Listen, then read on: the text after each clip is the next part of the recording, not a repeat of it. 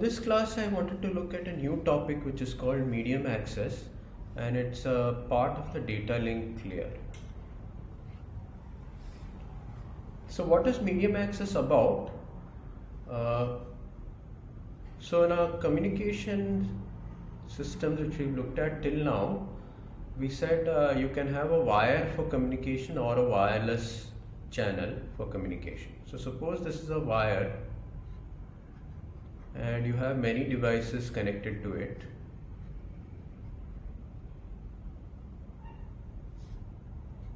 It gives the facility for any of these devices to talk to any other device.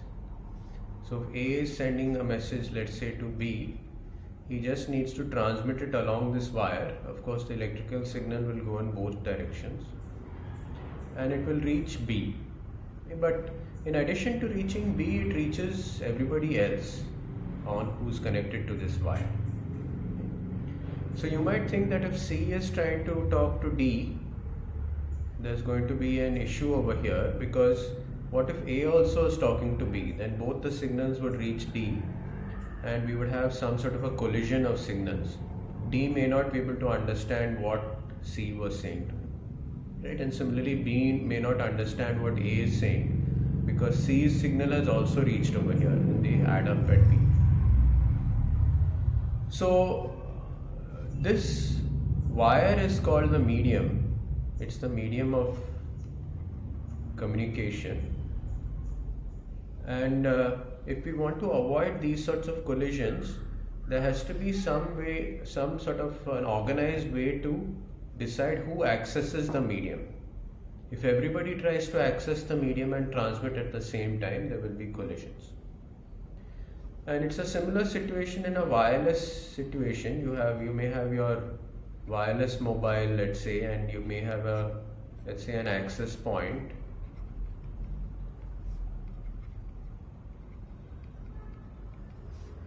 And you may have, let's say, another mobile or a laptop. So what if both these mobiles, they try to transmit at the same time? The signals will add up at the Wi-Fi access point, and again there's a collision. And the access point, this signal might look something like this, and the other one, I'm just drawing it, let's say it's some other signal like this. They get added up, okay? And because of that, maybe the net is going to be something which looks like this, right? It might look something like this, and it's hard for the access point to decide what each of them has sent. So the question is, how do we take care of medium access? And it's quite a challenging problem. It becomes more challenging in the wireless situation because because of various other issues which you don't see here. So in the wired system, for example, if C sends out a signal, it doesn't decay too much by the time it reaches the other end of the wire, okay? Because the signal is confined to the wire, the energy of the signal is confined over here. Whereas in a mobile system, in a wireless system, the signal goes in all directions. So the signal decays very, very fast as it moves away, okay? And so somebody who's a little bit closer to the receiver than somebody who's farther away, his signal may easily drown out the signal that was sent by the other one. Okay, so we look at those issues a little bit later. Okay, and but today I wanted to focus essentially on a wired system and talk about medium access in Ethernet LANs.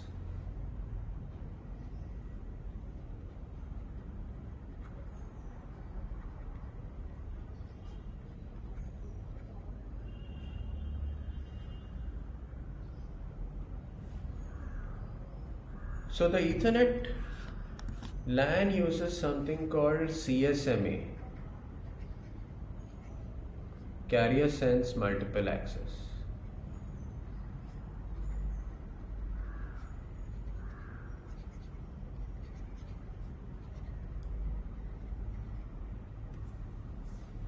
So the Ethernet LAN was initially designed as this sort of a system where you have a bus, a common bus to which everybody connects to.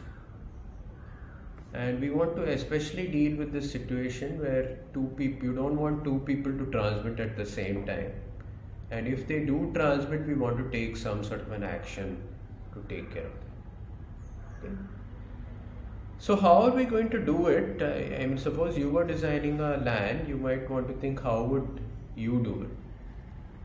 And one solution might be that you choose somebody as a central authority, and somehow people have to get permission from that central authority to transmit. Okay? That may be one way to do it. And in fact, in cellular wireless systems, that is true. There is a lot of centralized coordination. The base station, in fact, tells people when they can transmit and so on. But the question, I mean, it's a little bit tricky to get that to work in practice. And in cellular systems, of course, there has to be coordination among base stations too, because there might be interference from one base station to another base station. Right? But in this situation, suppose we give A control, let's say, and say A is going to tell other people when to transmit. The question is, how does A know when people need to transmit? Because most of the time, let's say B has no information to transmit, and then if B wants to transmit, he would have to send information along this wire itself to A, right, and ask for permission to transmit. And that process itself may result in some sort of a collision. Okay. Another alternative is that say that A somehow figures out how many nodes are there on this wired system over here. Let's say that there are 1, 2, 3, 4, 5, and A gives a schedule. He says that every so often, C can transmit, every so often D can transmit, and maybe he divides it into time. Okay, so let's briefly talk about that before we go to exactly what is done here. So one option is to divide time into slots, and this is called time division multiple access.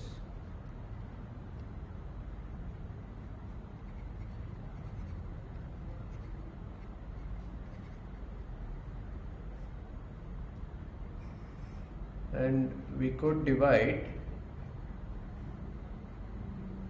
time into slots, and since there are 5 of them, maybe let's say 5, we just number them 1, 2, 3, 4, 5 and so on, right?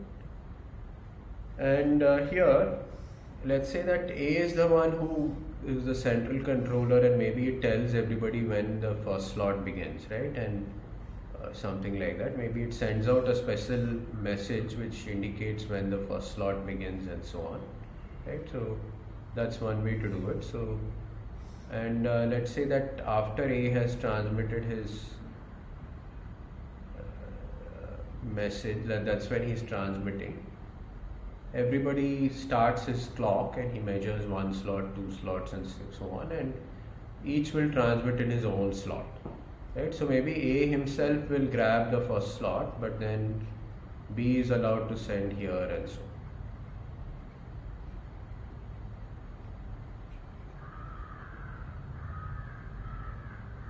on. Okay, and this would repeat again.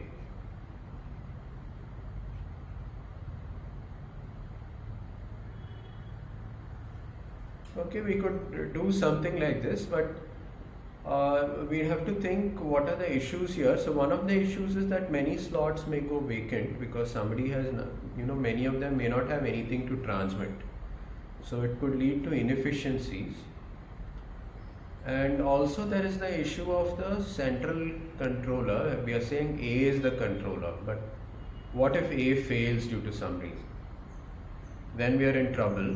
Who's going to start this again, right? We'd have to have some way of choosing a new leader or something like that, right? Who's going to decide when the slots begin.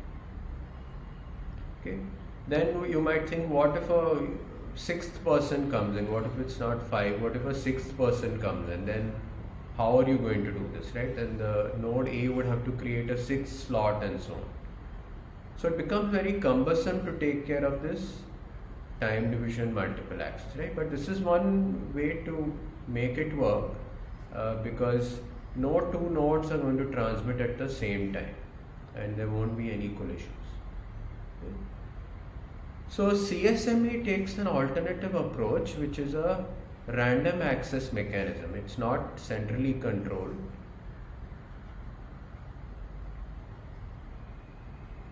It comes under the category of random access protocols.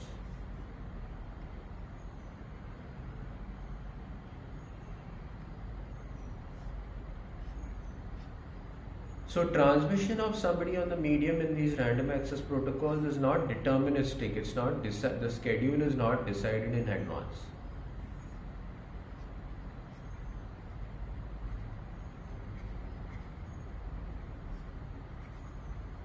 So schedule for transmission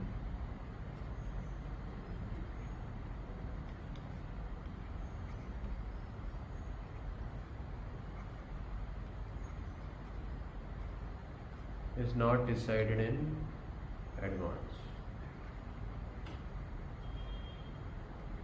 Okay, essentially it's not a deterministic schedule like this, and anybody can access or try to access the channel at any time. That is what we are allowing in a random access channel. And Ethernet has turned out to be a very, very successful technology. And one of the reasons is because of its protocol itself. It's a very interesting protocol that you can have a fairly large network and you just have people plugging in their machines. You can just, it was designed for this sort of a system where any number of machines can just get plugged in. You can just hook it up and then you're good to go. You can transmit after it. There is no contacting a central authority of any kind. Okay, so Ethernet CSMA does not have a central person controlling who transmits. Each node is sort of free to try to access the channel at any time. Okay, and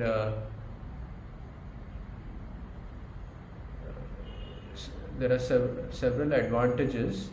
One is we don't have to worry about the central controller, but it might also be more efficient in some situations. In that let's say if only a single person has to transmit, he can actually end up using most of the available resources here without any problem. Okay, there is no wastage as in this case. So how are we going to do it? Let's think about it. So suppose we come up with our own ideas. So how would you do it? I've sort of already given you the hint that anybody can transmit at any time. So the brute force method would be that if you have some data to send, you just send it along the wire.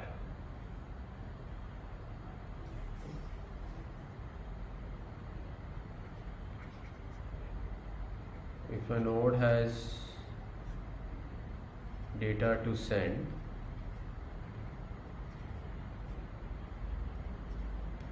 it creates a frame and sends it.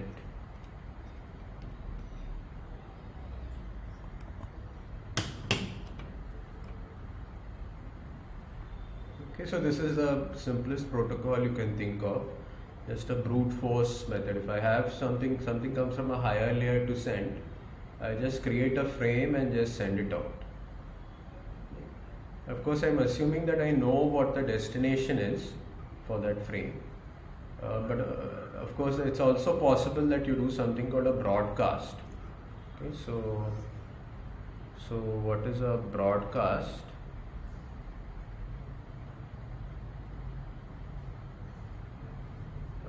So broadcast means that all nodes on the network are the destination.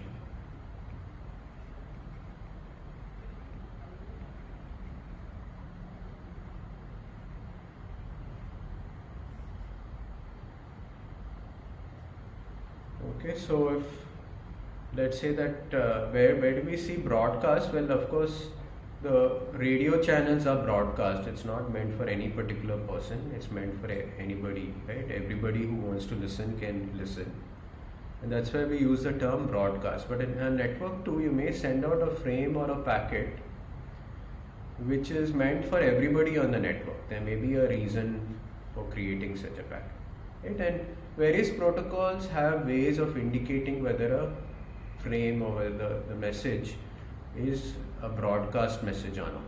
Okay, there will be a special destination address put in which indicates that. But usually most of the frames and packets are unicast, which means that only a single node is the destination.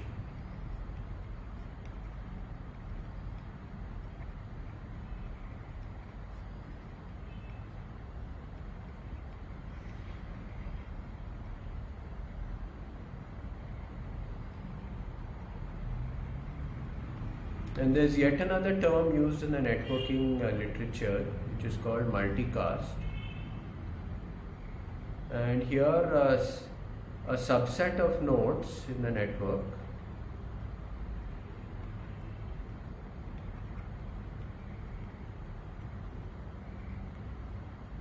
is the destination,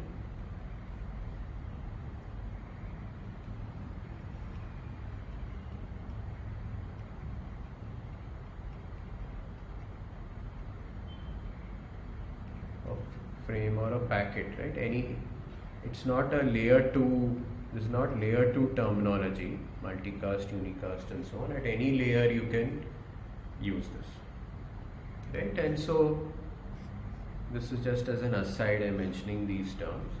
And there may be some reasons, some applications where you may want to do a multicast.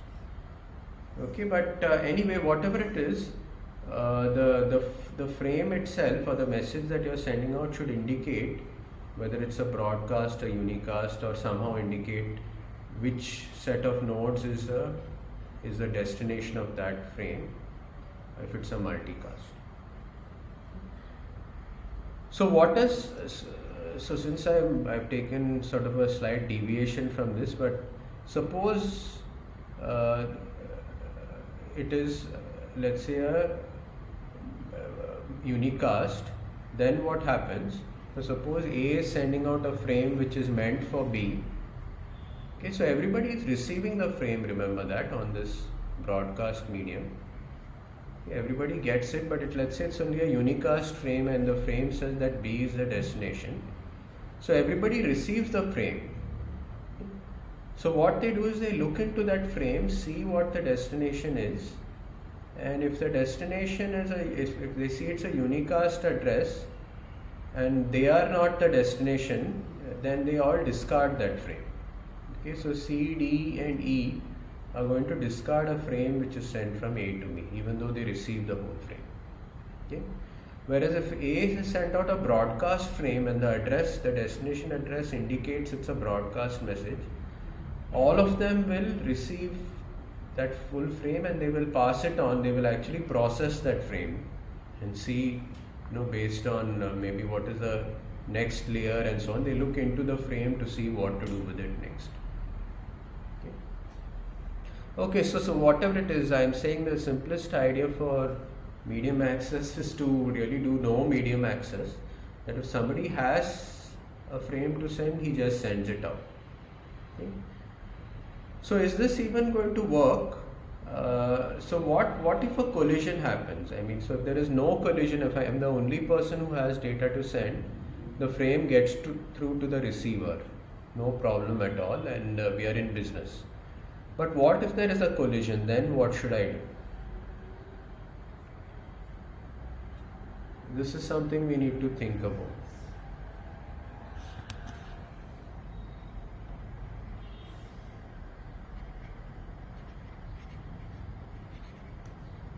So what if there is a collision? So I mean that A sent to B and let's say C sent to D at the same time.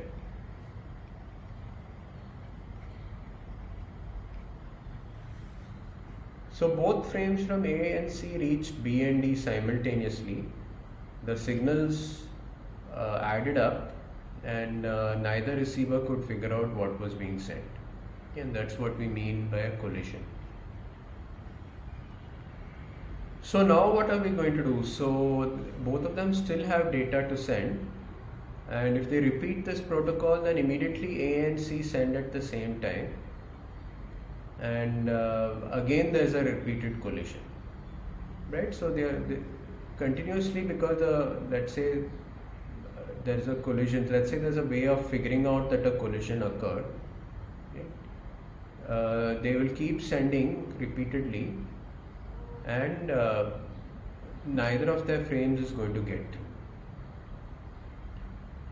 Okay, so how do we have to, let's think, how do we get this to work? So first of all, we said there should be a way of collision detection.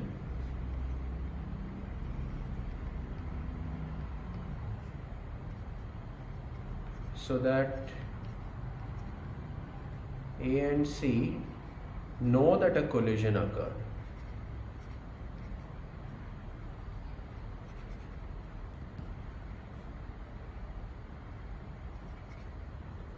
Because if they didn't know that it occurred, they might just think that the frame has reached the other end. And that is a big problem, because I mean, the higher layers, whatever, might think that the packet has gone through or the frame has gone through, but it hasn't gone through. And that is going to deeply affect performance. Right? If you think about it, if you were browsing the internet and at the data link layer the packet was lost and the data link layer didn't bother about it, right? The frame containing your packet got lost and it thought that it got through and it didn't get through, then we are in big trouble. Okay? So what we would like to do is, since we are following this sort of a free-for-all brute force method to transmit, we should at least be able to figure out that a collision has occurred in some way. Okay? So that's one thing, and Ethernet is going to use a way to detect collision. Okay?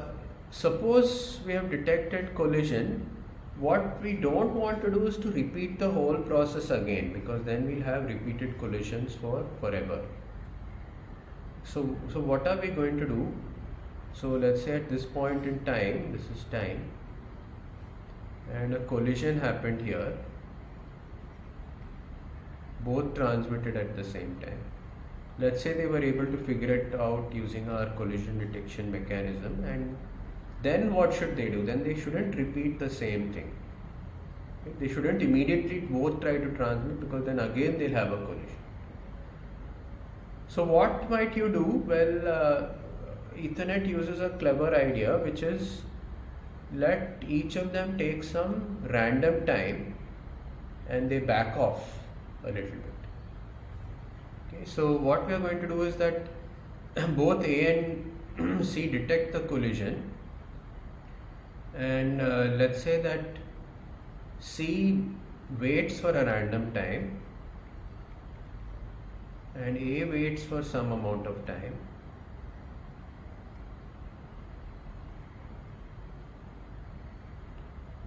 And you don't want them to wait for the same time, because then and retransmit, because then you're going to have a collision. So we make them wait for a random amount of time.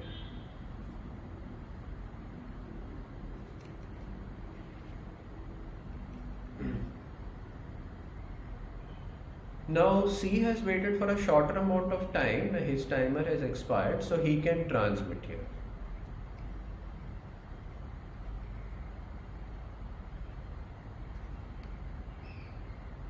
Again, maybe his frame gets through, and when A's timer has expired, he can transmit, and then we are in business, right? Both of the frames have got through. Okay, so this is what Ethernet does, and it essentially what each node will do, it will back off for random time, for a random amount of time.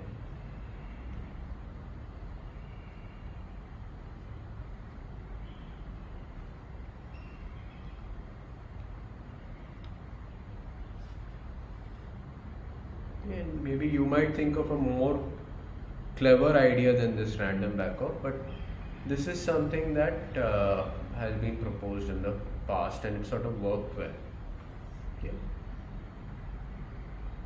And we'll have to figure out some refinements of this, we'll see as we go on. Okay, because it's possible that it's not just two people who want to communicate at the same time. It could be like 10 people or 20 people who are trying to communicate at the same time. And then what you might find is, even despite these random backoffs, you may still have repeated collisions.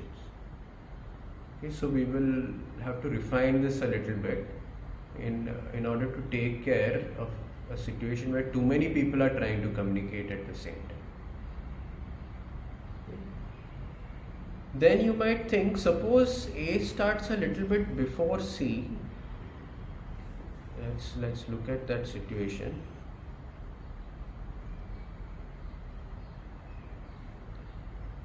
So let's say A is transmitting to B, and the transmission sort of begins over here, and the frame is being transmitted.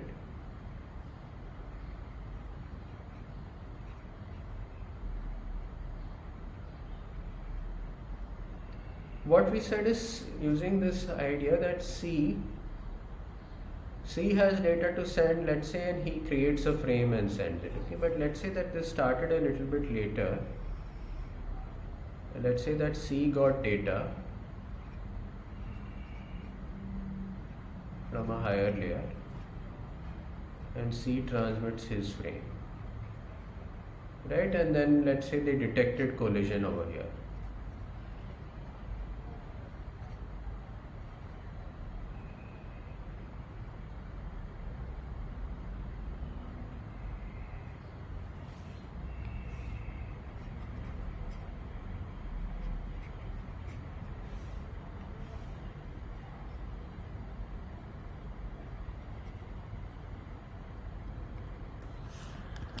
So this seems to be like a waste. I mean, couldn't we do something a little bit better? I mean, if both of them started transmitting at the same instant, then of course nothing much can be done. And there is going to be a collision. But if one starts a little bit earlier, then the other guy gets some data to send. I mean, clearly this collision could have been avoided, because this frame, when it was sent by A, was already being heard by C. So why do it? Why should C start transmitting when he knows that somebody else is transmitting? Okay. So this is where the term carrier sense comes in. So carrier means that there is some, let's say, some sinusoid or some signal being sent on the medium. Okay. So what C should do is first sense if somebody else is using the channel. And if somebody is using this channel to transmit, then why should I transmit? I should remain silent. Okay, so what we are going to do is we are going to have some gentlemanly behavior where if somebody else is speaking, we keep quiet and wait maybe till the channel gets free, and then we could try to transmit. Okay, so if only our politicians in parliament learned this, right, they would get a lot of work done, right, if you don't talk when other people are speaking. Okay, so that's called carrier sense.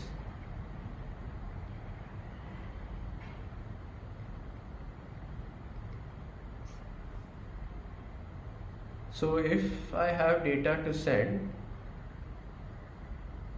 let's say if a node has data to send, first sense the channel, first sense the medium, since the term we are using here is medium.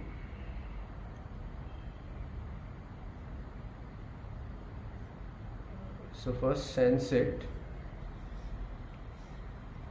to check if somebody else is transmitting.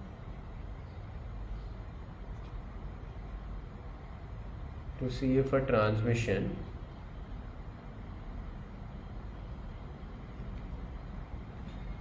is ongoing,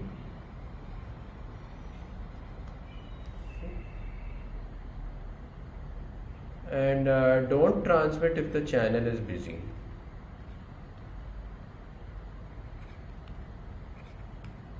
Don't transmit if the medium is busy.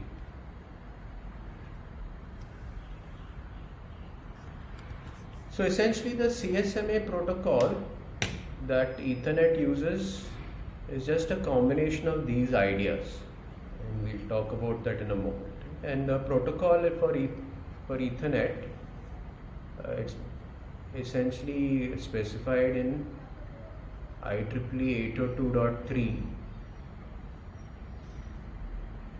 Okay. So IEEE, I mentioned in an earlier class, is the standards, one of the big standards bodies. Okay. They do a lot more, a lot of conferences and journals are published by IEEE. It's one of the biggest professional organizations in the world. Okay. But standardization is one thing that they do, and the Ethernet protocol is specified there. And of course, there are many modifications to the original Ethernet protocol, and so you'll find different, let's say, sort of versions of 802.3, okay, where all of them are specified. Okay, but the protocol that 802.3 uses is called CSMA CD, which is Carrier Sense Multiple Access with Collision Detection.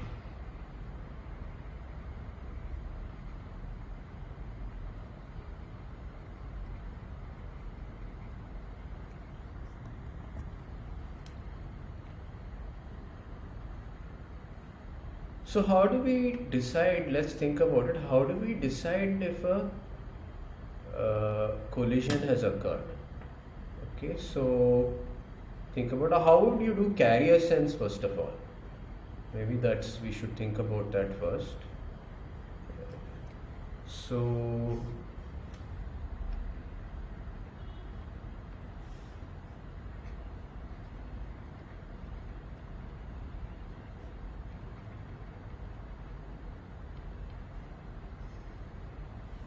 suppose you are in charge of, let's say, the network interface card of a device, right? And you are allowed to put in any hardware or software that you want.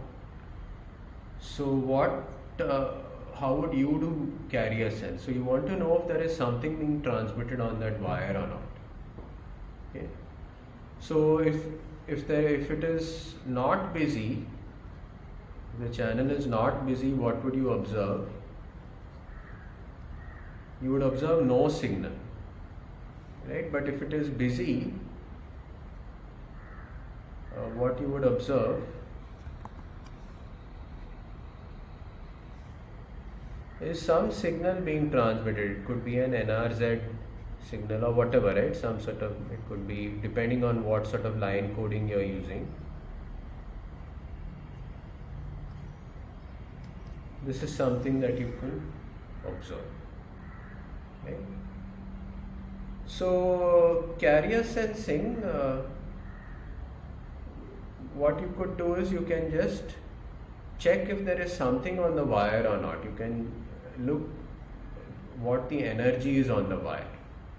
Okay, so you can just measure the amplitude, or square of the amplitude if you wanted the energy, right? And you can see whether there is some energy on the channel on it. Okay. So just to be more precise, there may be some noise here, and here you would have some signal plus a little bit of noise.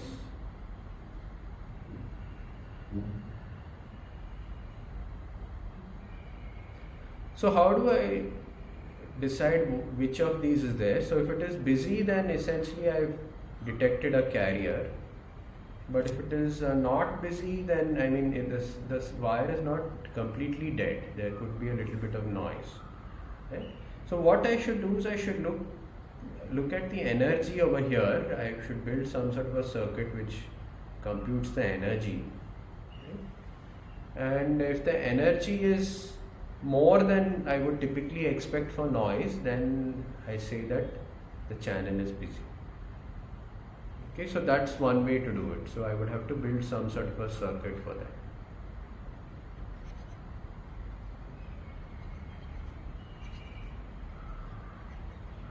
So energy of signal is greater than some threshold which is sufficiently larger than the noise energy.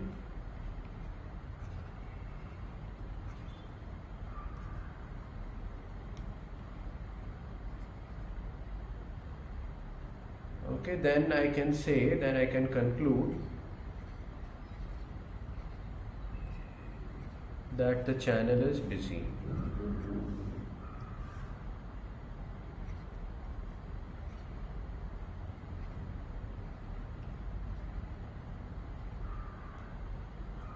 Okay.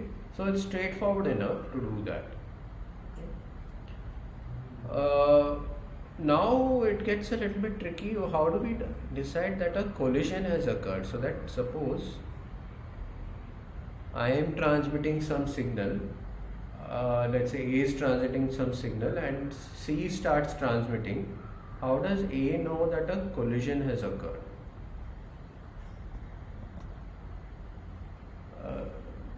Okay, so it's a little bit of a tricky issue because see, normally A is talking to B, and one way to do it is that you wait, you just transmit your frame and you wait for B to send some sort of an acknowledgement, and if the acknowledgement doesn't come, then I say that a collision has probably occurred. Okay, that's one way to do it. But on a wired system, you can do things much better. And in fact, the earlier method I talked about using the acknowledgement is used in Wi-Fi. Okay, when we talk about Wi-Fi, we'll discuss that. But here, it turns out that you can do a lot just by looking at the signal. Right? You could have just eyeballed this and said that there is a signal, and here that there is no signal. Right? Just by looking at the amplitude. Can we just extend this idea to do collision detection?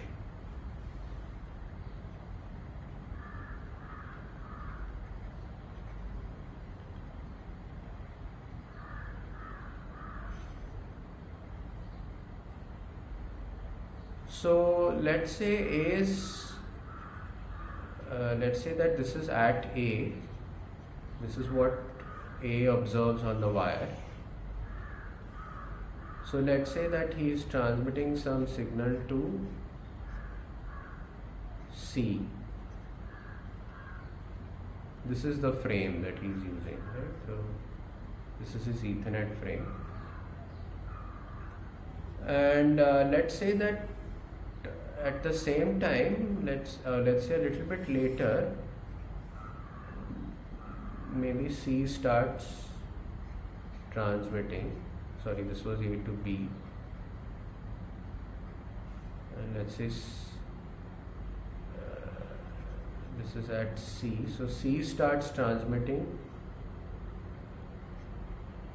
to D. So this is the signal that C is sending out. So what is going to happen? It takes a little bit of time for the signal to propagate on the wire. It's not instantaneous. So maybe this will actually reach over here, right? And maybe A's signal will reach over here. Okay, and which is why they didn't, even though they did carrier sense, both sense the channel to be free. Okay, so till this point in time, C's signal didn't reach A, so he did carrier sense here.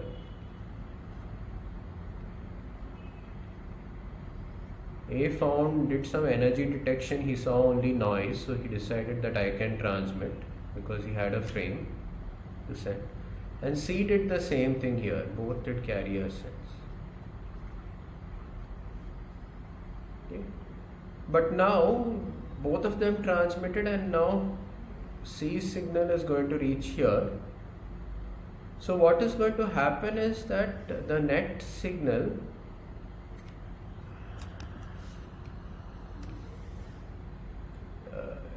the signals are going to add up, and you might see something like this.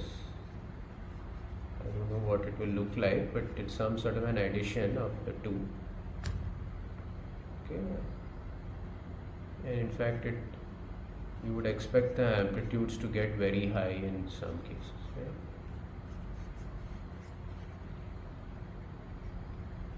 So this is where the signals add up.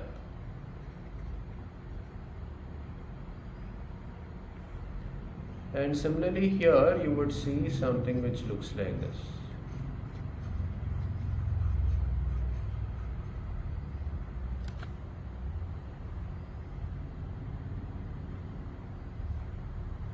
Okay. So think of both these signals as propagating along the wire. Okay, so these signals are propagating at close to the speed of light. Okay, the speed at which the electrical signals get transmitted on wires. And so it takes a little bit of delay, maybe of the order of microseconds, to reach both of these. Right? So let's say this is what we end up with. Now by eyeballing this, can you say if a collision has occurred or not? Okay, and of course somebody might do some very deep Fourier analysis and figure out what is the difference between both of these, right? But we want to make something simple. The more complicated you make a protocol, the harder is the success going to be. That's something to keep in mind. Okay? In academic research, of course, if you make a paper look complicated, then maybe the higher the chances of it getting accepted by the peers, right? Because they think this guy is smart, he's done something very complicated. But in the real world, when you want things to be able to work and you want to make it easy for people to work, so a protocol that is very simple is more likely to succeed. And in fact, Ethernet is quite simple. And it's just a plug and play technology where you don't need any central controller and so on, right? Which is why it has been successful for so many decades.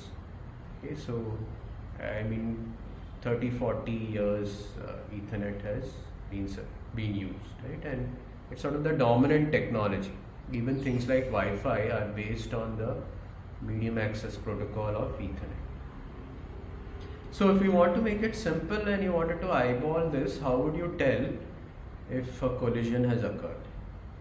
Okay, and you can see that when a collision occurs, you have or before a collision occurs, you have a single signal, and if collision occurs, you have the signal increasing quite a bit. Okay, so what I need to do is I just need to know what is the energy going to be like when there is no collision, and if I see a sudden increase in the signal like this, then clearly there is a collision. Okay, so what I could do is I can have two thresholds.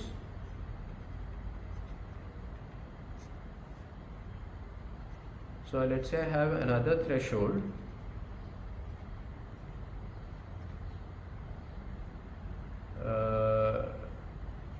for collision detection.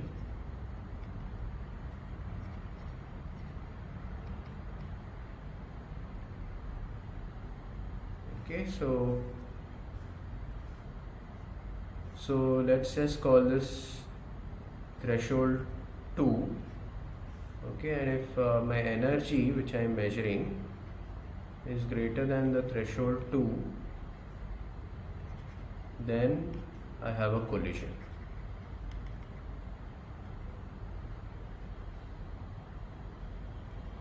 Okay, so this is one simple way of doing it. So what do I mean by that? So this is 0, and you can never expect zero noise on the channel, zero energy on the channel, because there is always some noise that you're receiving, right, in your circuit. So let's say this is, let's say that typical noise on the channel. Okay, and let's say that this is my this is the energy when a single transmission is going on.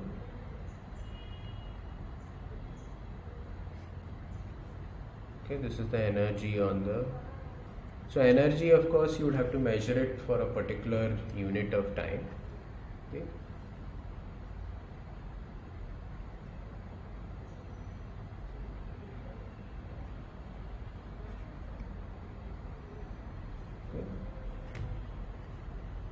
So what am I going to do? So I could just have, and let's say this is when the energy,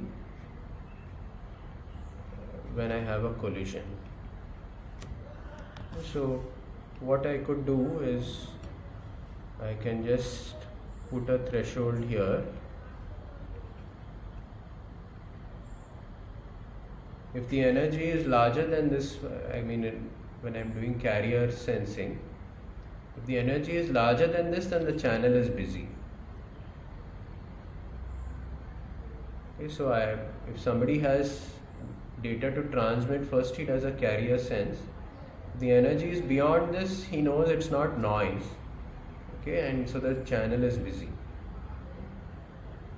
And once somebody starts transmitting, he will look at this other threshold, and if the energy is larger than this, then it implies there was a collision. Okay. And you might say, what if it's not two people colliding? What if it's five people colliding, right? Or if that's theoretically possible, then of course you would have an energy much higher than what I've shown over here. This is collision of two transmitters, but you could have higher energies too, but that's fine. I mean, you will still detect the collision based on this threshold. Okay, so what do you do then? So the good thing is we started, a few bits were sent out, and then A detected a collision. Let's say that a collision was detected here.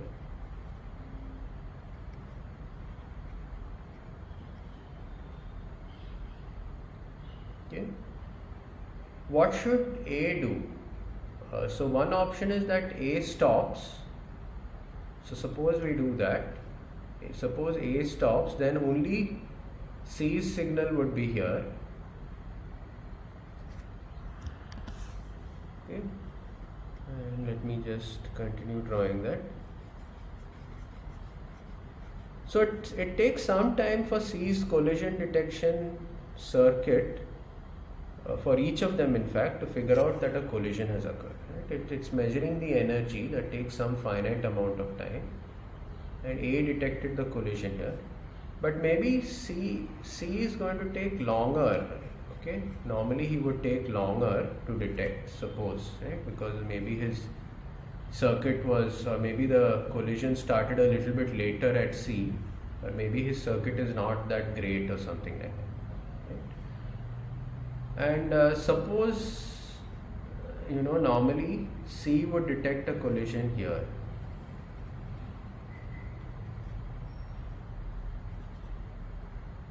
It would take him a little bit longer.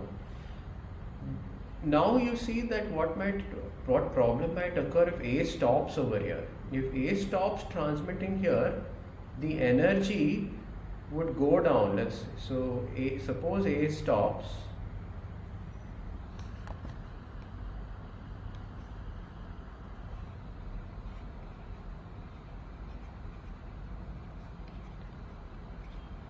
Transmitting,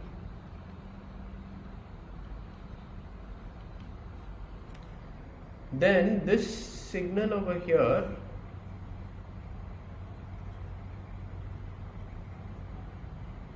is going to go down suddenly. What will it look like? So let's say it takes some time for this A signal to propagate, right? And now we will be left with only C's signal over here. So C could not detect collision at the same time as A, and now again the energy of the signal decreased. So maybe C will not detect the collision at all. So this is C detects collision if A continued transmitting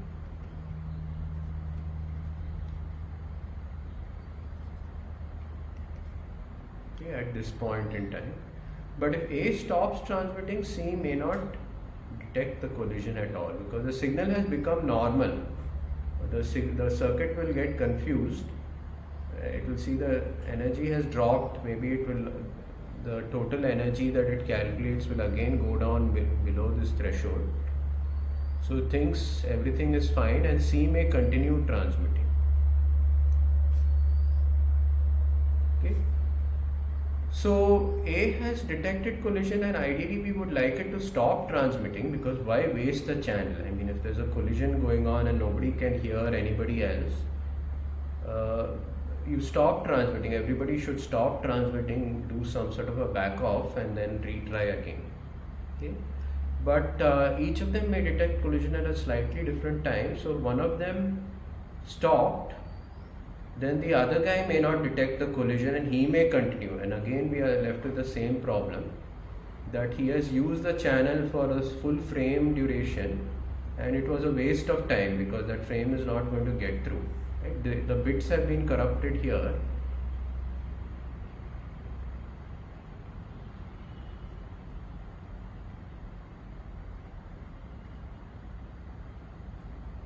And so there's no point in continuing this transmission. So what do we do now? So now is something interesting that Ethernet does, but you can think about it. What would you do? Right? So it's a sort of a catch-22 situation. If A stops, then C might continue and that's a waste of resources. But if A does not stop, then I mean, he would himself keep continuing transmitting till the end, right? Till his frame finished transmitting, okay, which is a waste. So it's sort of, we've done a good thing by detecting collision, but we are not exploiting that fact. Okay. What we want is, we want both of them to stop. So what Ethernet does is, he says that even after A has figured out that there is a collision, A will send out a special signal which is called a jamming signal.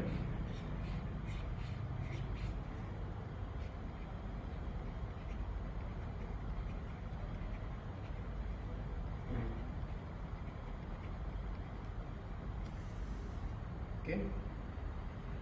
So this, he sends out a jamming signal for a short duration.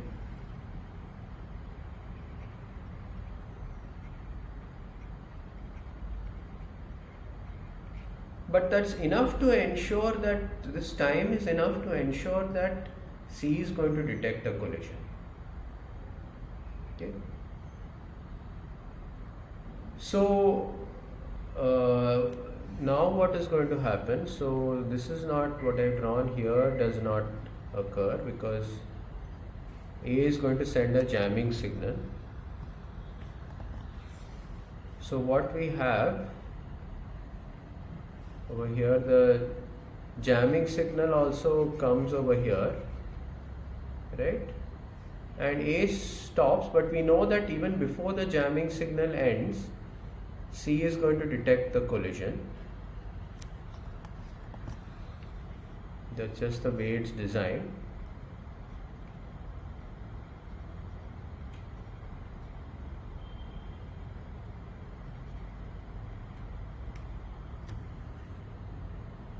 Okay. So this is a guarantee that it's going to happen before this jamming signal ends. And according to the protocol, C also has to send his own jamming signal. Let's use a different color.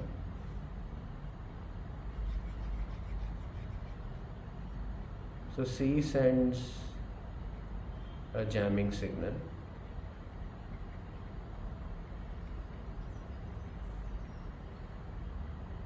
Okay. And of course, after A sent the jamming signal, he stopped.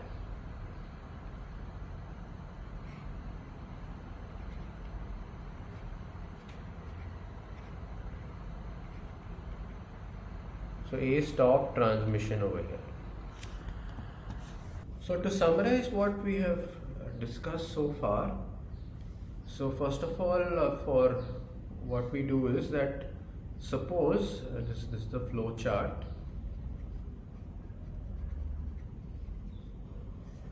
We'll draw a few of them for different parts of the protocol. So suppose a node gets a message from the higher layer.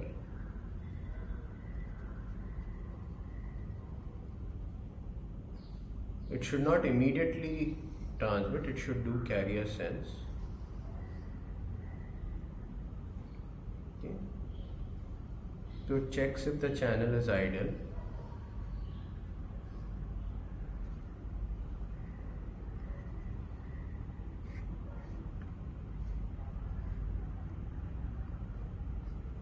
And if it is not idle, then it just continues checking. Okay. And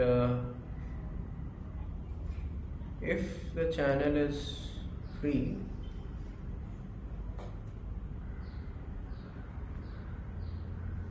it can transmit.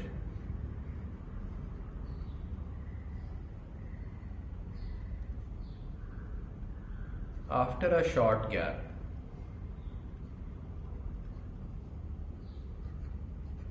And we'll see why we need a short gap, but this is a very small amount of time, of the order of a few microseconds. Okay. So this is set to be, the short gap is set to be 9.6 microseconds.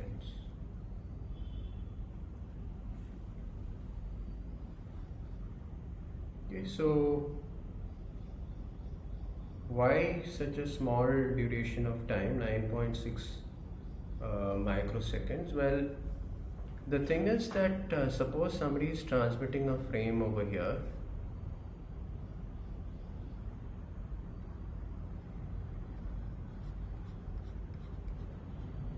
Let's say A was transmitting to B.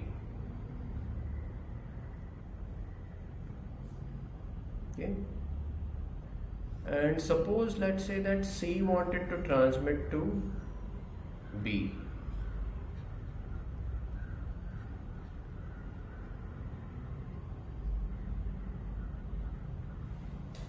Okay, and we are talking about C over here. Let's say that C got a frame to transmit.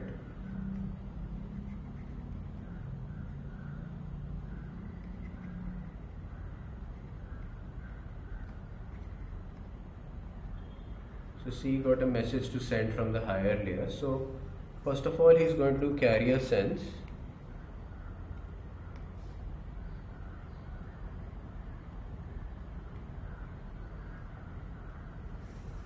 Okay, and he finds that it is free over here, but he waits for 9.6 microseconds.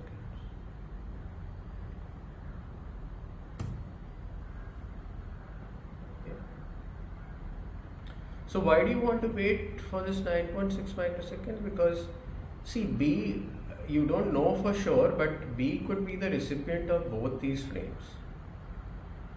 Okay, and you want to give some time for B to receive this frame and do some basic processing before bothering him with yet another frame.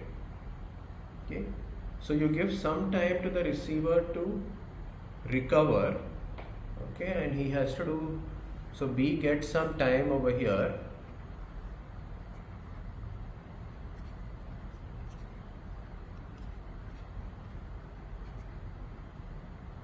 to process the A to B frame. Okay, do a CRC check and so on.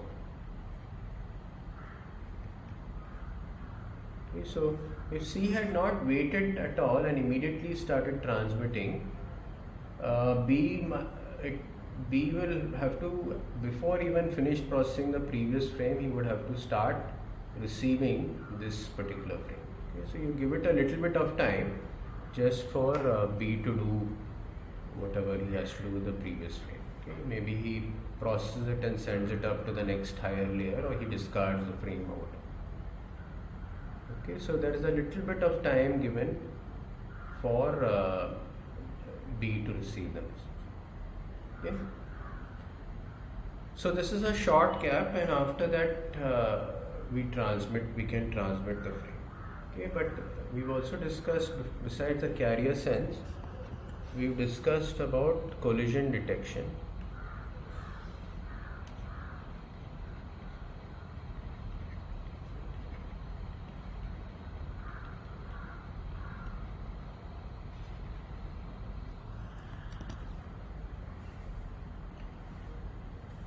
So while we are transmitting, what we do is we check if collision has occurred.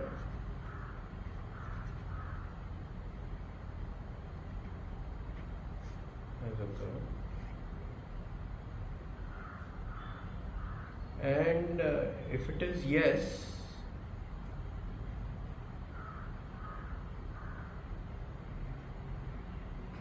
what we are going to do is we are going to send a 32-bit jamming signal.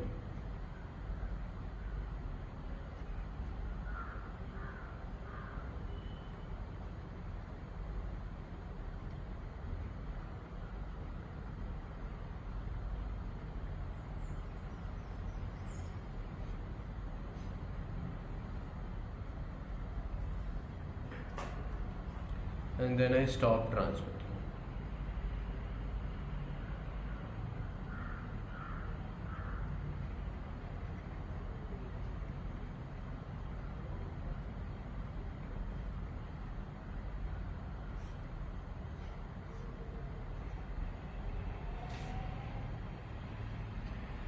Okay.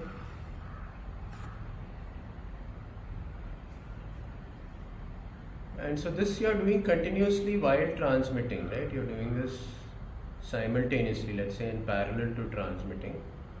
Okay. And okay, so let's just write it this way, that if there is no collision, then you keep transmitting.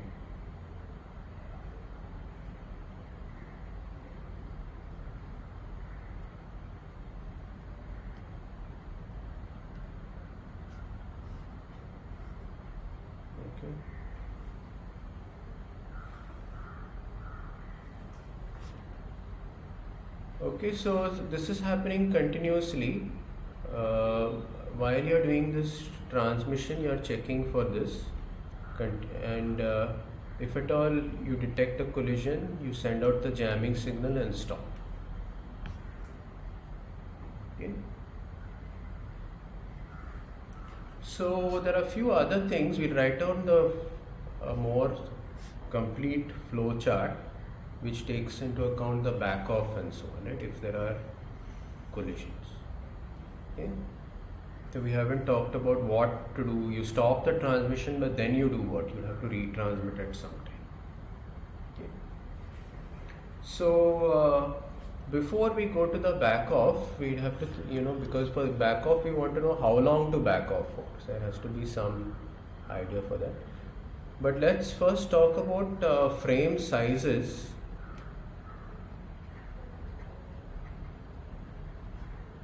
Let's say the frame details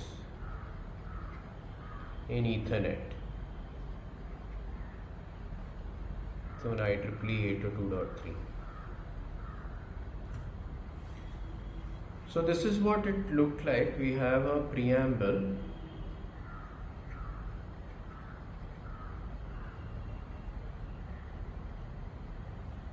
Okay. And this is 7 bytes.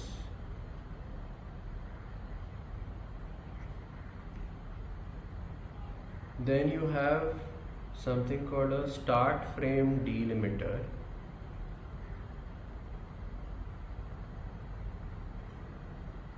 Of 1 byte.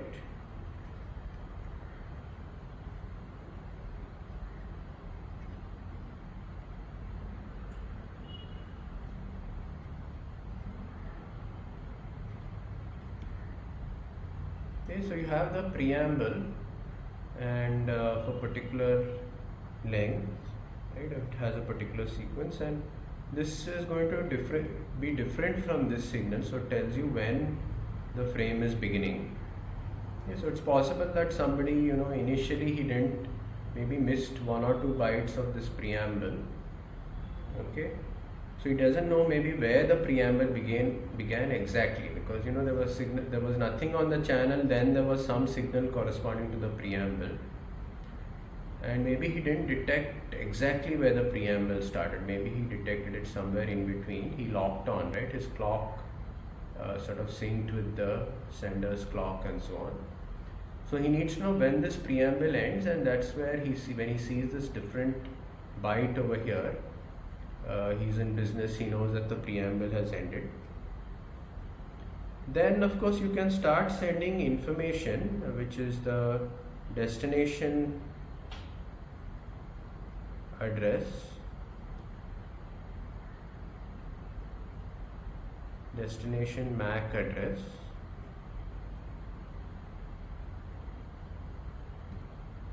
okay. So the MAC address is the hardware address, so this is hard coded into the network interface card, okay, and every Ethernet card in the world should have a unique address, okay. So each company that manufactures cards will be given an address space, and they are supposed to be honest and not give 2 cards the same address, okay. So this is hard coded in the device.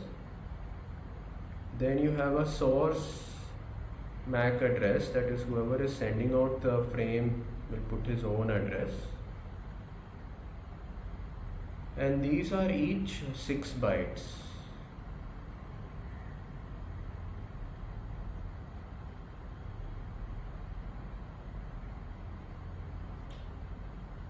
Okay. Then I have a length field,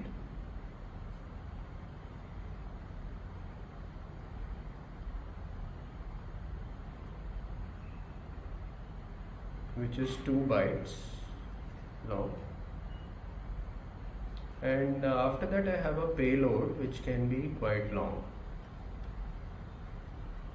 So the payload would include an IP packet, TCP headers and so on, right? So this payload can be quite large, and of course I end with a CRC over here.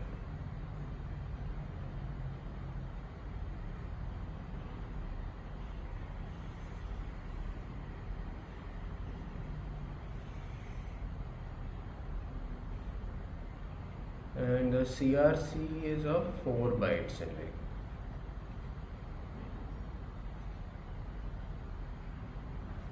So that is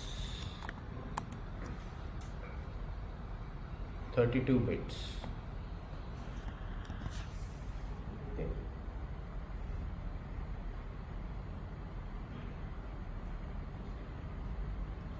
So luckily, while choosing these MAC addresses, they chose enough of bits, right? So this is 48 bits, so that's quite a large space. For IP addresses, unfortunately, they chose just 32 bits because people couldn't imagine having more than 1 billion, 4 billion, or whatever the number is, 2 to the power of 32 different IP addresses. They couldn't imagine why we would need such a huge amount, right, when they were designing the internet. So IP version 4 had just 32 bits, whereas for the MAC addresses we have 48 bits, which is much larger. Okay, and practically you wouldn't find collisions over here, right? You can give a unique address to every card. I mean, this is quite a large number. Okay. So this is for the MAC address space.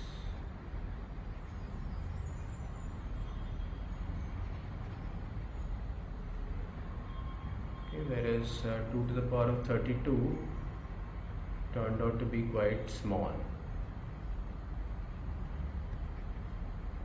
So IP version 4.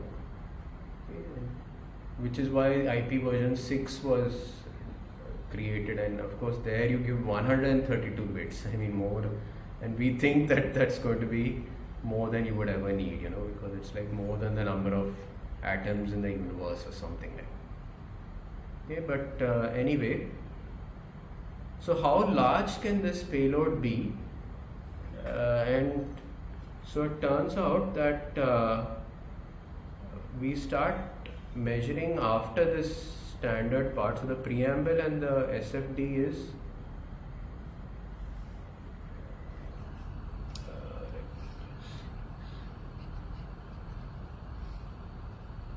so the preamble and the SFD is the standard part. So from this point onwards we measure the frame, the length of this, and this is sort of the information content, and this is allowed to go from 64 to 18 bytes.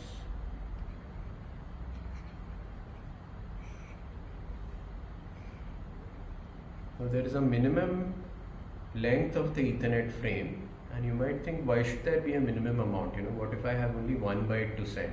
Why do I need to send something this long? And there's also a maximum length, and you might think, what if I have a very large file? Why don't I just send it in one frame and be done with it? So the length of this is from 46 to 1500 bytes.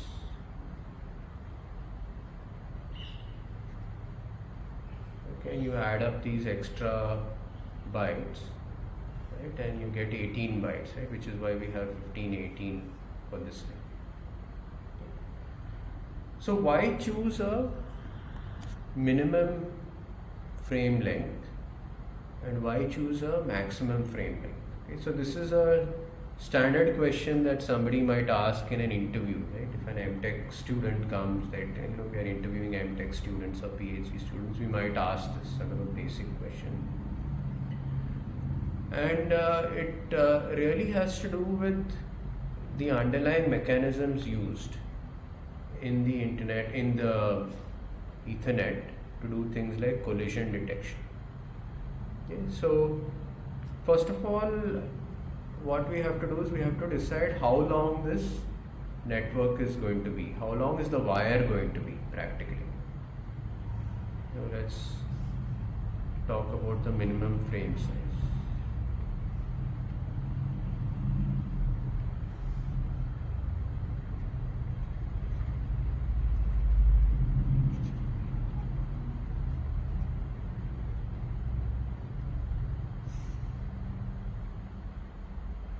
So what they decided is that the local area network where we are going to use Ethernet is not going to be too large, and they said let's assume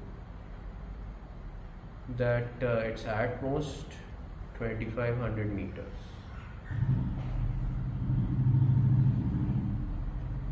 So it's going to take a certain amount of time for the signal to go across. So what is the round trip time going to be? Suppose I send out a signal, it reaches here and then somebody immediately replies. What is the round trip time going to be? So that's how it has to travel 5000 meters, and we have to divide by the speed of the signal, which is, let's assume that it's close to the speed of light but not exactly the speed of light. Okay. So speed of light is it's the speed at which light travels in vacuum, right? And the electrical signal is traveling in a wire, and it may be a little bit slower. So let's just conservatively put 2 times 10 to the power of 8, and that comes to 25 microseconds. Okay, so it takes 25 microseconds for the, if at all you were theoretically sending a signal and you immediately got a reply. So now let's just say that two people are, let's say at opposite ends. Let's say that I have A here, and this is the wire, let's say, and this is C, or let's say that this is, let's say that this is C, and let's say that B is somewhere in between, right? He is connected to the wire here in between. Okay. Now,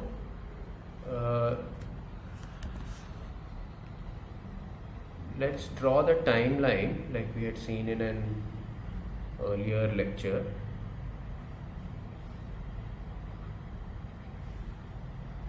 This is the timeline at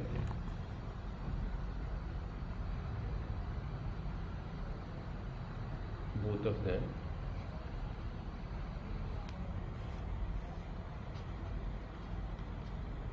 Suppose A sent a frame of a very short duration. So we said that the frame is going to propagate like this. Okay.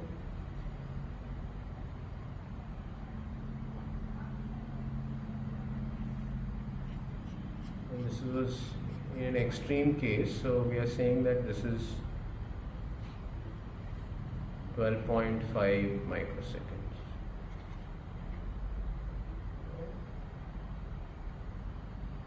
And let's say that C received carrier sensing, he found nobody was transmitting. So C started sending out its own signal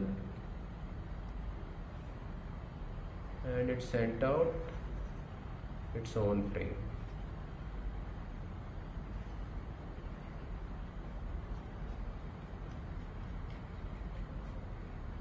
So carrier sense didn't show any problem, but we see that A was sending to B. Let's say that this was corresponding to A sending to B, this frame. So there was clearly a collision over here at B.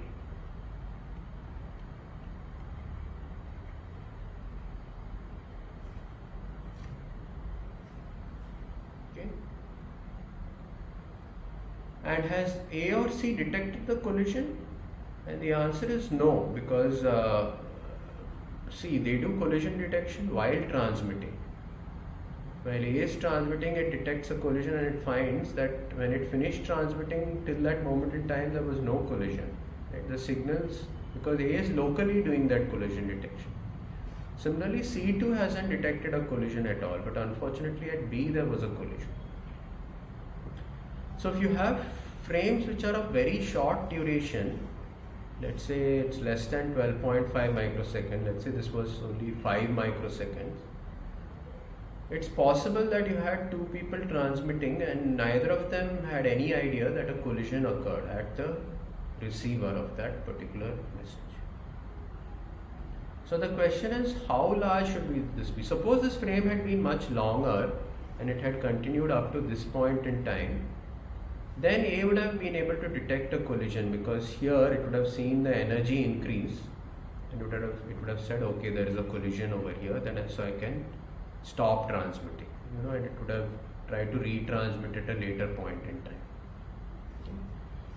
So what we need to do is we need to have a minimum frame size. Because of this, I want to ensure that somebody who's following the protocol and could be located anywhere on that wire, even in the worst case, I want to ensure that if a collision occurs at any potential receiver, I should be able to detect the collision before I stop transmitting.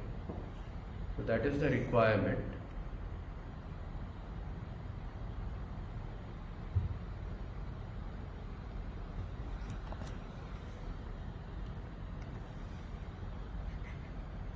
So A must detect collision before his frame ends.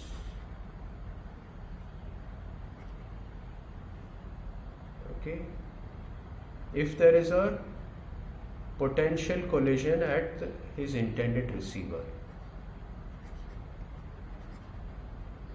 let's say if a collision occurs at the receiver,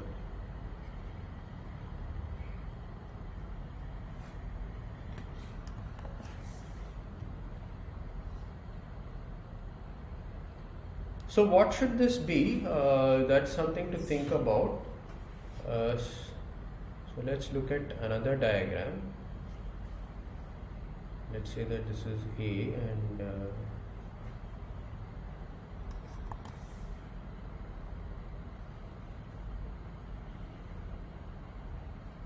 this is C.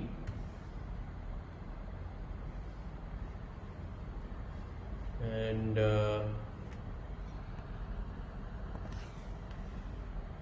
let's draw the timelines.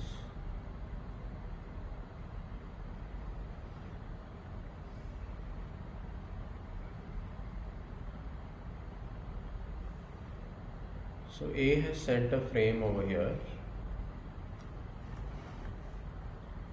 And now in the worst case, C has, let's say that C wants to transmit over here.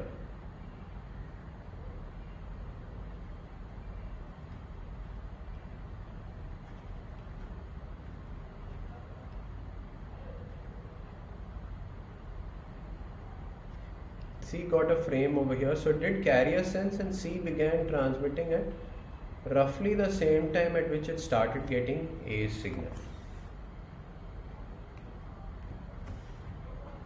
So C started transmitting, let's say over here.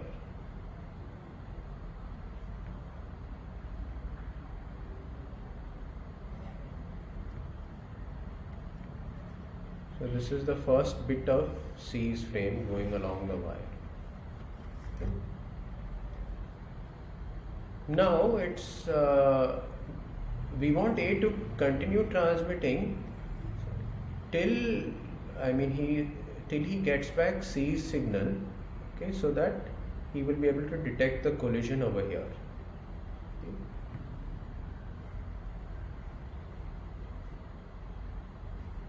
So we want A's frame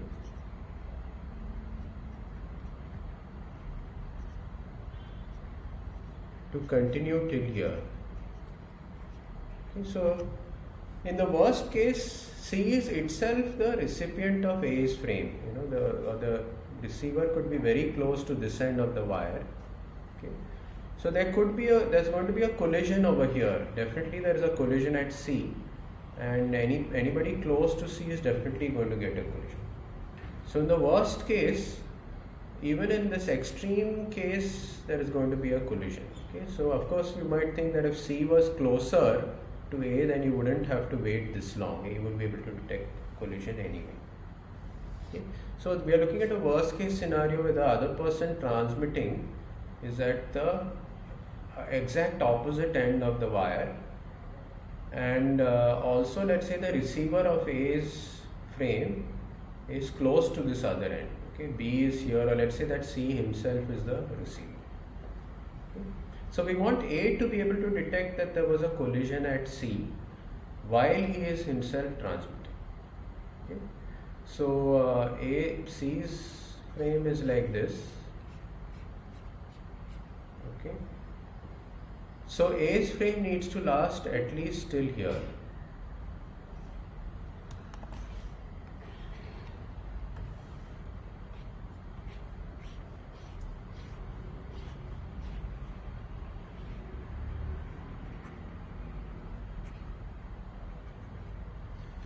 So A's frame should last at least how long? Well, we calculated that the round trip time is going to be 25 microseconds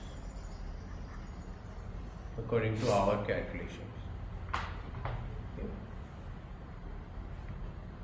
So the Ethernet designers were a little bit more conservative. So 25 may be cutting it too fine if you actually have 2500 meters length of wire. So what they said is maybe the signal propagates a little slower effectively than 2 times 10 to the power of 8 meters per second. Okay. So what they said is we assume that it's not just a single wire. Suppose this is A. You could have something called repeaters. The wire is too long. What you have is the signal might actually decay a lot by the time it reaches C. Okay, so what you want to do is you want to receive the signal and repeat it on this end. So a repeater box does just that. So it I should say it just reproduces signal on one link onto the other link. That is called a repeater. Okay, and maybe if 2500 meters is quite long, so let's say that they planned for 4 repeaters in the worst case. So now the signal has to be repeated, and I should say it's not just reproducing, but you amplify and reproduce. Okay, that's the whole point of the repeater, because maybe the signal is, let's say A is sending out a large signal, maybe a smaller signal is reached here, so you amplify it and you repeat it over here. So this amplifying circuit has little bit of delay, of the order of, let's say, 1 or 2 microseconds. So you have to add for each of this. Let's say you add 3 microseconds, or let's say for each of these. So you have 12 microseconds, and you have 12 microseconds going in the other direction too. Right? So you have 24 microseconds. So 25 plus 24 is nearly 50. Okay, so they assumed you have roughly 2-3 microseconds to go from here to here in the amplification process. So what they decided on was roughly 50 microseconds round trip time, okay, in the worst case.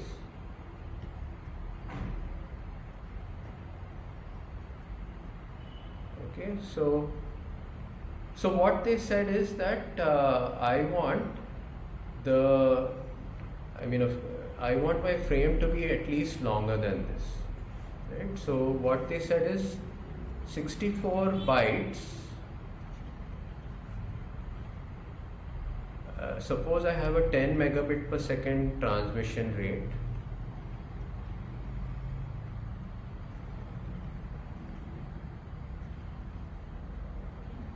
That translates to 51.2 microseconds. Okay, so that's where they got this minimum frame size of 64 bytes. Okay, so they said, so actually the round trip time may be a little bit less than this, because you have to take into account that it takes a little bit of time to actually detect collision. It's not instantaneous. So it's probably not 3 microseconds, it may be just 1 or 1.5 microseconds for each of these delays, right? But what they decided is that your frame should be at least 64 bytes in length, so that if a collision occurs, I will be able to detect it before I finish transmission. Okay. So you might think, what if the wire becomes longer? Okay, if the wire becomes longer, then you want to have a larger minimum frame size. If you want to plan for, instead of 2.5 kilometers, what if you want to plan a 10 kilometer Ethernet wire, right? Then you may want to have 4 times of this. Okay. Other issue is, what if the data rate goes up, instead of transmitting at the old 10 Mbps. Okay, so I remember when I was a student in the 90s in IIT Madras, then our labs had 10 Mbps Ethernet, right? But now in your labs in IIT Bombay, you would have gigabit per second links coming to your machines, right? So in that case, 64 bytes doesn't translate to this. It would translate to something much smaller. It would be 100 times less than this, right? So then you would want to have a larger frame size, okay, if you go to gigabit Ethernet. Okay. So depending on the data rates of handled by the particular Ethernet standard and the length of that particular wire allowed, you would have a particular minimum frame size. Okay, so but if I have gigabit Ethernet but I don't have 2500 meters, what if I have allow only 25 meters? Okay, then maybe 64 bytes is good enough, right? Because this much delay is sort of the worst I would actually face.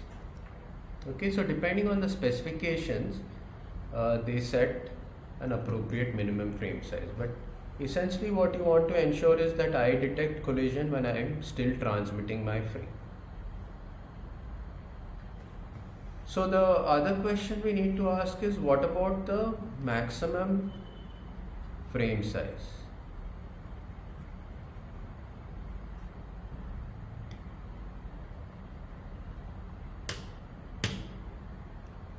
Why is there a maximum frame size? We figured out why we need 64 bytes just to ensure that you can detect collision whenever it occurs. But why is there a maximum frame size? So let's think about it. Suppose you are sending a very large frame, let's say it's extremely long, megabytes of data. So what might go wrong? So one thing is that you might get a bit error because of which the full frame might have to be discarded. So large frame sizes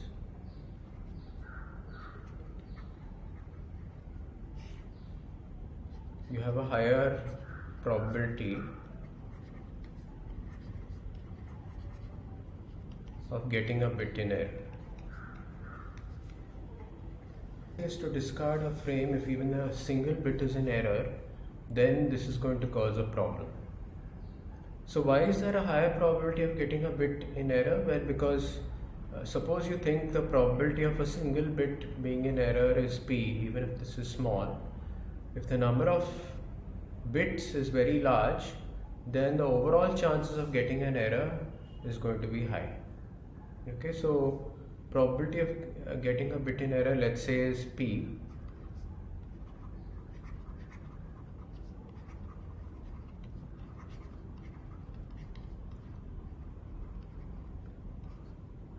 And suppose n is the frame length.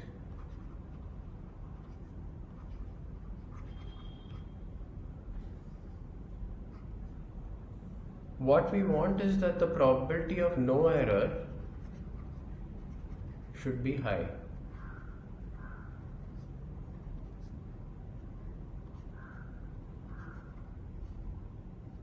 And of course, I am assuming that the probability of each bit being in error is independent.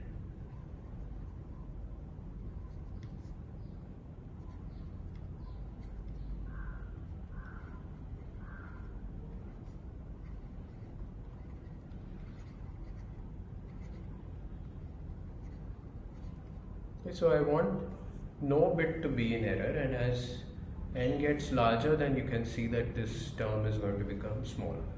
Okay, so that's one reason. Okay, of course we could do something more complicated. If we know that there are going to be bits in error, then we'd have to do some sort of coding before actually sending out the information and so on. Right? But in the original Ethernet, they wanted it simple, so you just kept the frame relatively small. So this is one reason. What else? Well, think about it. If the frame is very long and it's taking very long to be transmitted on the line, other people have to wait because they are doing carrier sense, and other people don't get a chance to transmit. So by keeping the maximum frame size limited to some reasonable number, you give other people a chance also to transmit. Okay, so larger frames has a higher probability of getting a bit error in the frame, and also others need to wait longer to get a chance to transmit.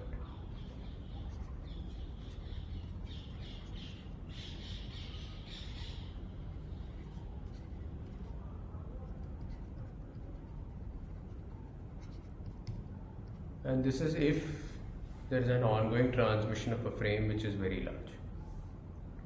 So what else? There's a practical consideration too. So you have to do a CRC check. So you have to wait for this full frame to come in before doing the CRC check, before you actually process it and send it up to the next layer. Okay, so memory requirements.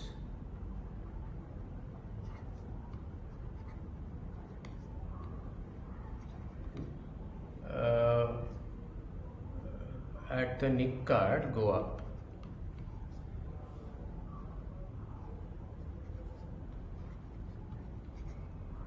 Okay, so this was definitely true in the 1970s when they designed Ethernet. Okay, so essentially what you did was you waited for the full frame to come into the NIC, checked it, and then sent it up to the next layer. And so you had to have enough memory to support an entire frame.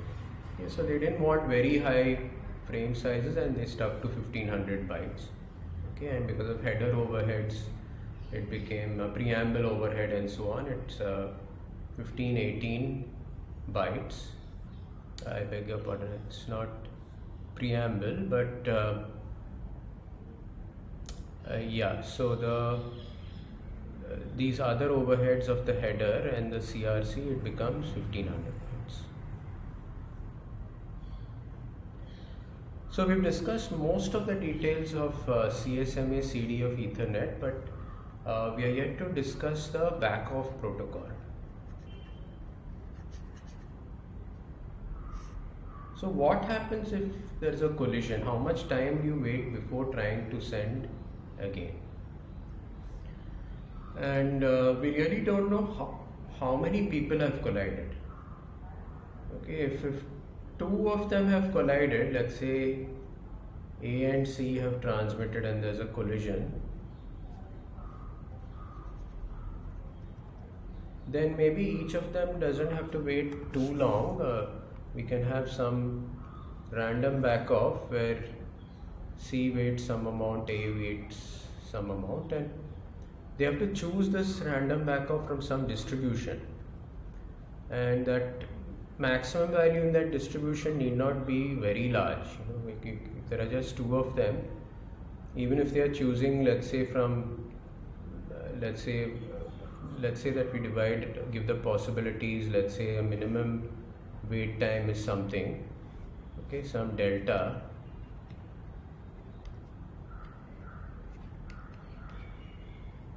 and we choose actual wait time to come from, let's say, some uniform distribution, delta times some uniform distribution, where this is chosen, let's say, from 0, 1 and so on up to some large number. Okay, let's say 2 to the power of k. Okay, so suppose we choose wait times, random wait times from this distribution where delta is chosen appropriately, it's a fixed number. So as long as they choose different random numbers, then we are good. There's not going to be a second collision, because this delta is enough time for the other person to do carrier sense. Okay, so let's say that one of them chooses to wait for 1 times delta and another person chooses 2 times delta. Okay, when the first one's timer expires and he retransmits,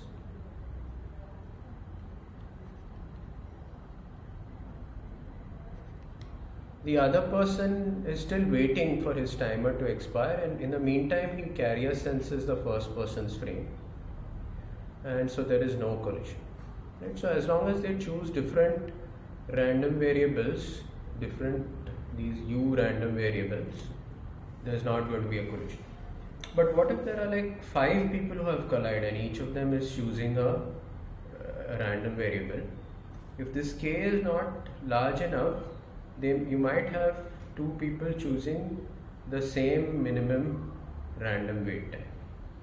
Okay, so really what we want to do is that if there are more number of people who have collided, we want to increase this k.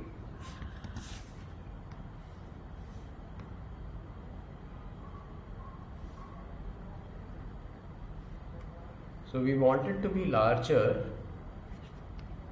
if more have collided.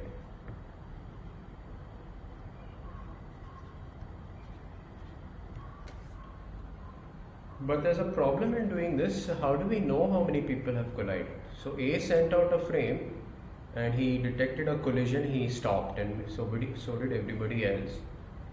But they don't exactly know how many people have collided. And of course we might say that the energy will increase, depending on the more number of people who have collided and so on, that we can do something based on the energy. So of course that there could be an issue with doing that. I mean, if you don't detect the energy very accurately, that could be a problem. So Ethernet does something differently. So Ethernet says, let me initially back off with a value where k is small. Okay, this distribution that people choose from is small.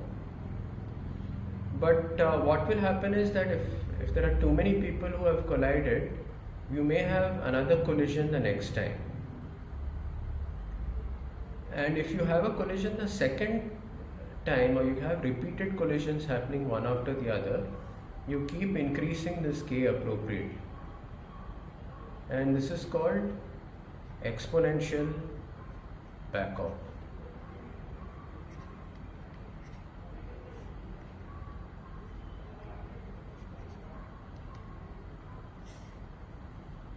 So the first time you face a collision, let's say I said k is equal to, let me see, k is equal to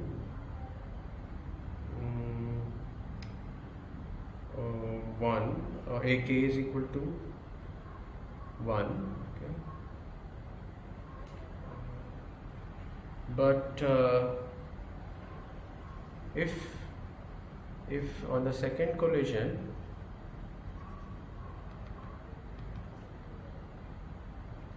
I increase k, okay,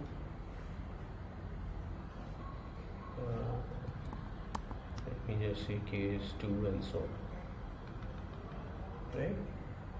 So every time I have a collision, so let's say A sends out the frame first time it collided, he would choose wait time from this.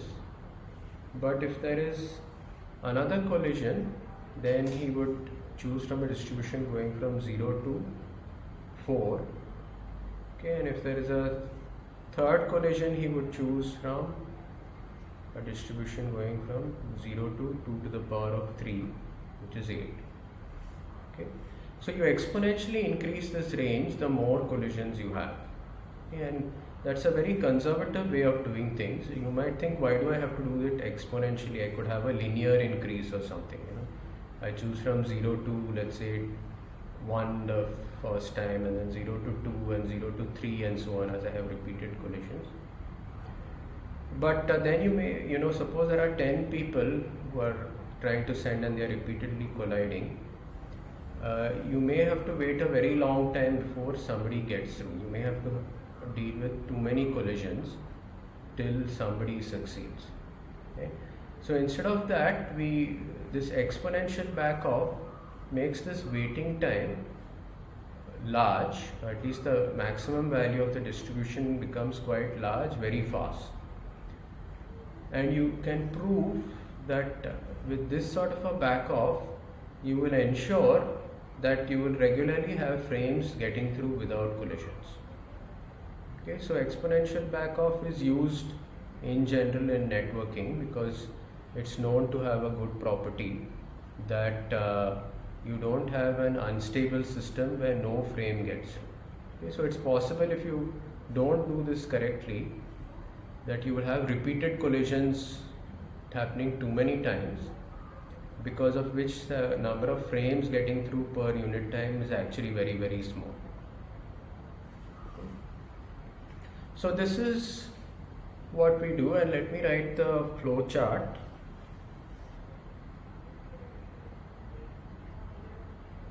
So this will include what we discussed earlier. So suppose somebody has got a frame to send.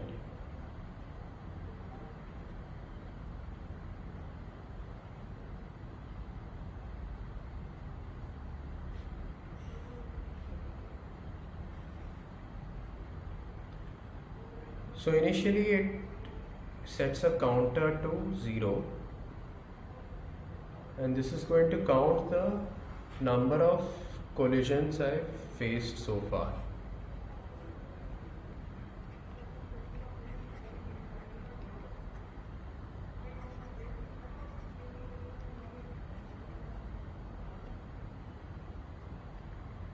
So we said we shouldn't immediately send. What we are going to do is we are going to do carrier sense.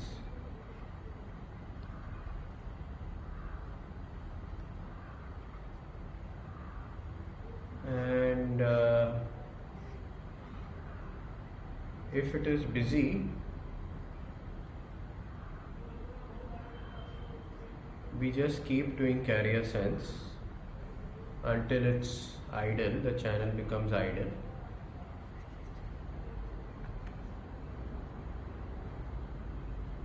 And once it becomes idle, we wait for a fixed time.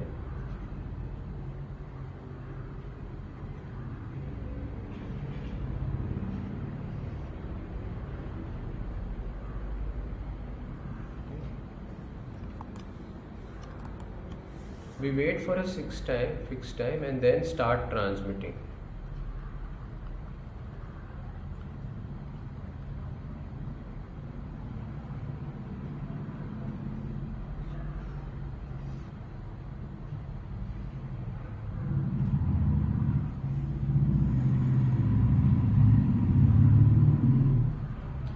So after this we have to do collision detection.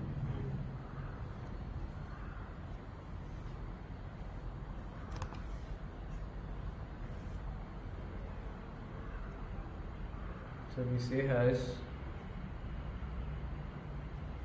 collision occurred.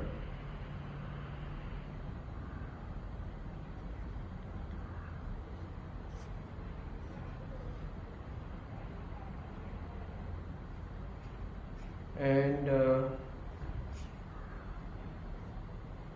if a collision has occurred, which is the more complicated situation, then what we have to do is we have to send out a jamming signal.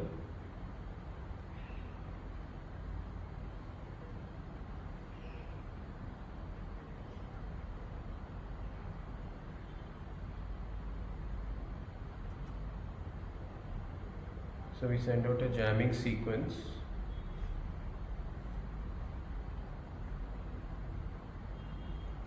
And we increment n, because after all one collision has occurred.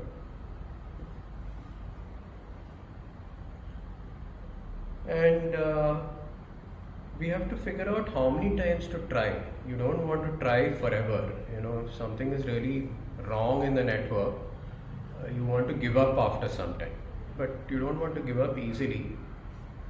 So what we do is we check is n less than 15,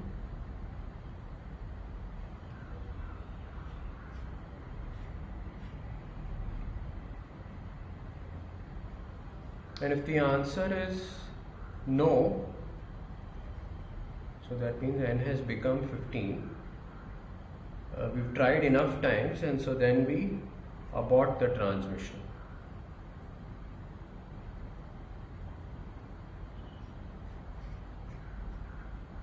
So what this means is that we discard the frame and stop trying to send it.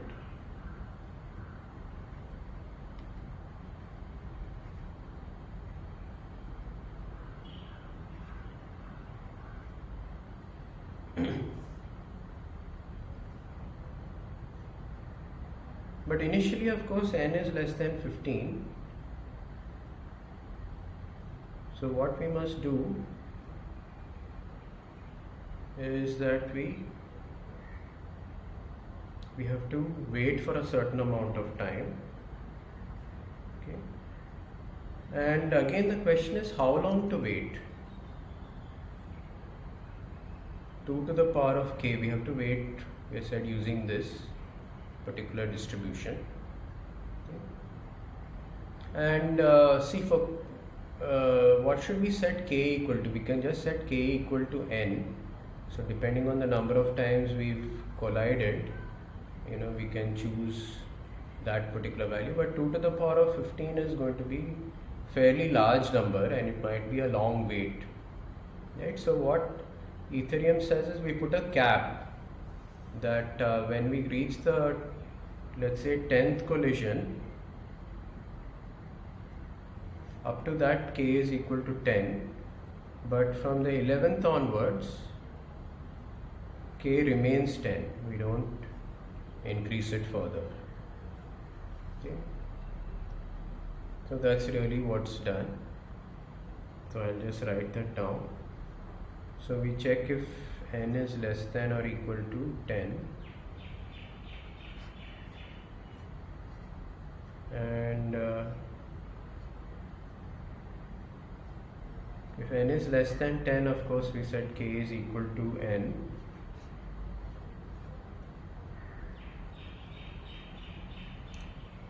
And what we will do now is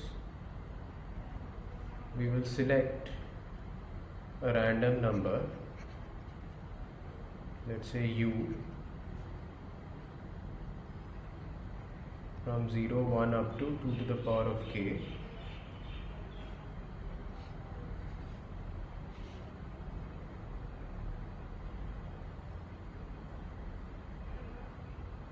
And what we do is we are going to wait for u times 51.2 microseconds.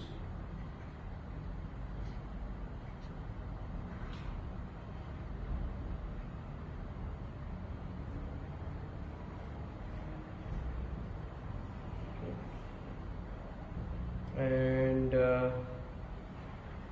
then what we are going to do is we are going to again start carrier sensing.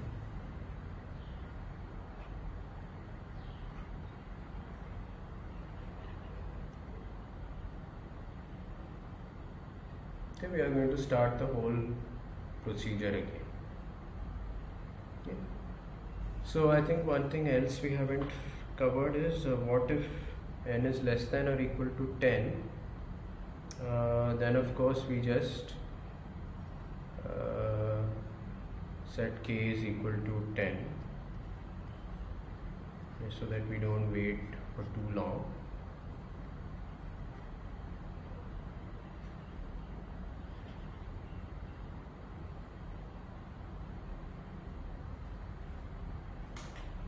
Okay, so this is effectively what the Ethereum CSMA CD does.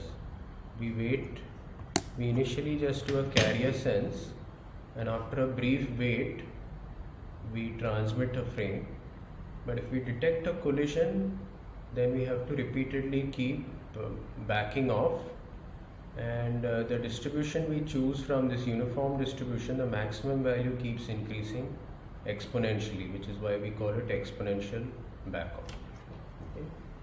And of course if we've started a frame and there is no collision which occurs, we will say that we are done.